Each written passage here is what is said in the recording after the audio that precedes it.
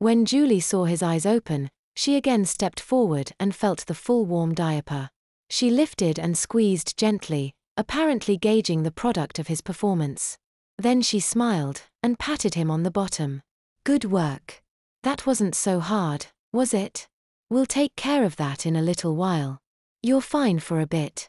Better get back to work for now. And she turned on her heel and left before he had the chance to argue. He stared after her blankly. She didn't seem upset, just unmotivated to change his diaper. There was a patient waiting. Maybe she wanted to be caught up first. He tried to ignore the full warm bulk between his legs and focus on his work. He moved slowly, sat carefully, and felt the memorable squishing sensation. He was still sure he couldn't possibly get used to that. But he had a little more confidence that he could work with it.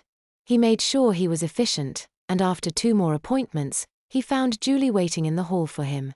She didn't say anything, just turned and walked down the short hall toward the workroom. He waddled after her quickly, aware of his rustling, feeling the wet diaper shift with each step. She locked the door after him, and he heard the familiar, pants down, hop up. He didn't hesitate. She was quick this time, which was good. This time, even without her fingers actively touching him directly, except with the wipe, he felt himself start to stiffen. The last encounter had sexualized the whole thing for him, and his waning embarrassment unfortunately left him more able to focus on the sensations and situation. She seemed to realize the possibility, and efficiently got a dry diaper taped on him quickly. He gratefully pulled his pants up, noting that less than a minute had elapsed. She again patted his bottom as she sent him back to work.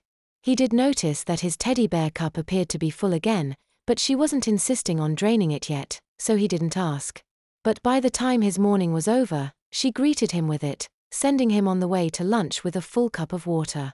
He actually didn't mind, because he was planning on trying to wet his diaper early enough that she would change it before the afternoon started. If he had to play this game, he was going to play it smart. He drained the cup at the beginning of the meal, then managed to wet himself surreptitiously while standing in the lunchroom listening to others talk. Wetting himself right in front of other people made him nervous. Could they tell? It felt so visible, but no one around him seemed to notice or care. The doctors ate together, often pestered by pharmaceutical representatives, while the nurses ate with the rest of the staff in another, larger room. But everyone retrieved their lunch together and threw their trash out in the same place, and he wasn't surprised, as he squeezed the last few drops into his diaper, to see Julie watching him out of the corner of his eye. How did she always know? New cup today? One of his colleagues pointed at the teddy bear design as they sat down to eat. Cute. He blushed. It's Julie's, but she's letting me borrow it. His colleague nodded. Whatever works, I guess.